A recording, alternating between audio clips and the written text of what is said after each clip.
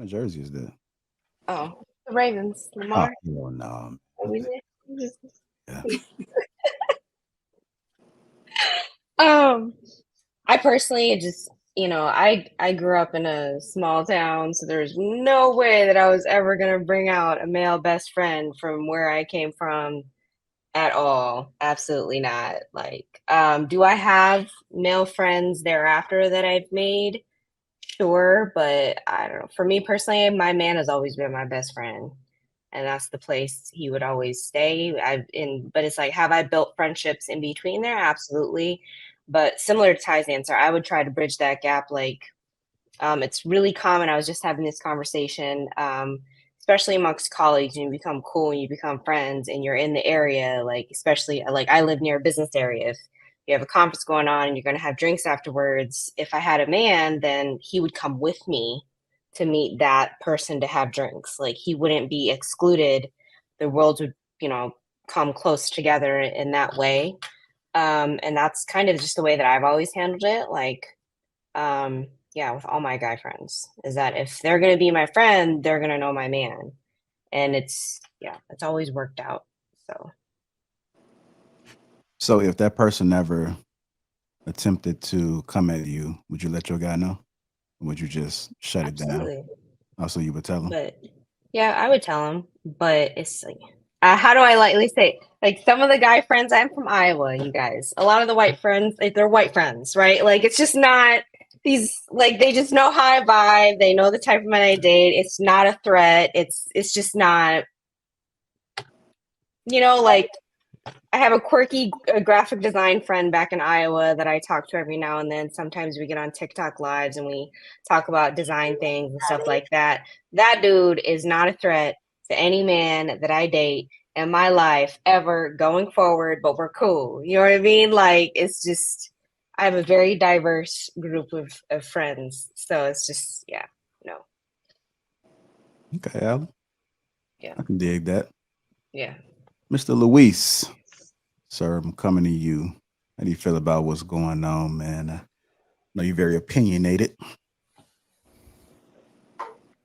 Look, this is like one of those old age conversations about the dynamic friendships between men and women.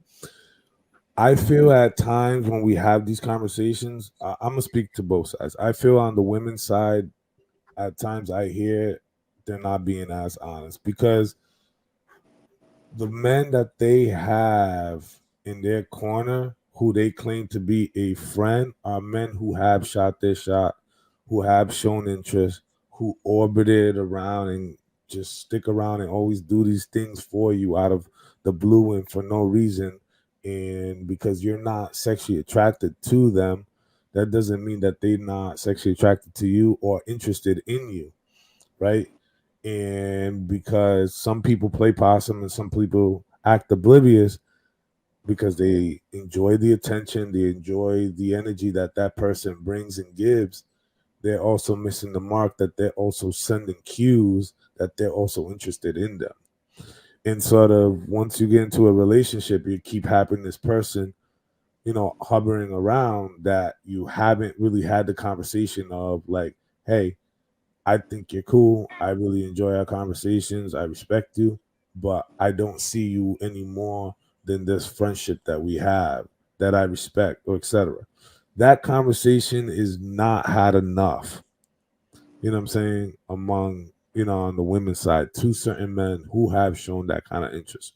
Remember, some dudes will wait around for years and years and years, man. They'll just be that guy that's waiting for that apple to fall out of the tree and stick out his hand to grab it before it hits the ground.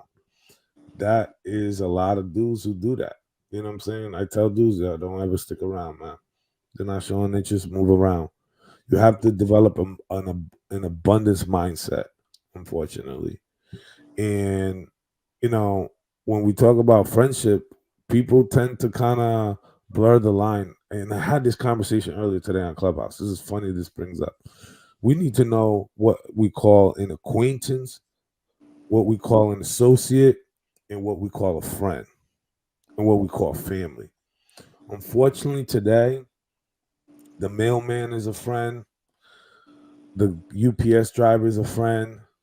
The neighbor that lives upstairs from you, who you only see like once a month, is a friend. We have kind of commercialized the word friend in such a loose term that with that we have blurred the boundaries and the lines of where we put people, that unfortunately that has emboldened a lot of people who we would think that would never step to us in a particular type of way, or talk to us in a particular type of way, or address us in a way, or even make advances to us, right? Because we have blurred that line, right? And unfortunately, that's just what tends to happen on both men and women's side.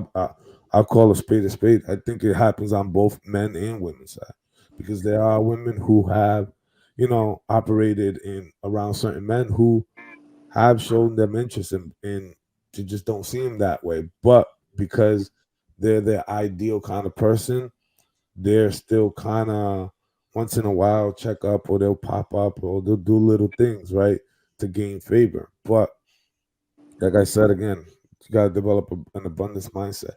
That friend stuff, man. Once if you're bringing a friend that it's a member of the opposite sex, introduce them to your partner. Like, hey, like this is Liz. I've known Liz since the sandbox. Our parents know each other. We go to the same church. We went to school together, etc. Right? You're ushering them as part of our friend, right? Because I can vouch that this person I've known for years, and I love and I respect this person, that they're a friend. So you could introduce. I don't really like this, like, oh, you like this is my friend and only my friend, and I'm not going to introduce you to my friend, but I'm gonna go and have lunch, go to brunch, and go to dinner with this friend that you person has never met, has never seen, doesn't know anything about, right? It's like this almost secretive relationship that is like in operating in the gray, right? They're telling you the truth, but they're not operating under the intentions and the pretenses of how that dynamic works. And sort of I see that a lot too. So I'm not really privy. And for the people who get married, I tend to operate and think from my upbringing and the people within my community, right? Like they're friends with other married people. Married people recruit married people, right? They're our friends. They're not my husband's friend. They're our friends, right? And with that being said, if I'm out with a woman, and whether that's my fiance, my wife, and I meet and somebody, I see out and about and they say hello to me, like, hey, how's it going? And I don't introduce you to that man, it's because I do not trust that man, or I don't fuck with that man on that kind of level. He's just an associate, somebody who happened to see me. Hey, how's it going? Hope all is well. Nice to see you. Keep it moving. If I do not introduce you to that man, that is a cosign that if you see that man out and about, don't have conversations with him. If I introduce you to that person, that's because I fuck with this person. I trust this person. I vetted this person. You know what I'm saying? He is good people. You know what I'm saying? Like, hi, this is my significant other. This is my wife, etc., etc. And I think that right there is something that isn't talked about enough, because unfortunately, earlier today, I heard somebody like, well, you're not going to introduce you. Not everybody needs to be introduced. Not everybody is a friend.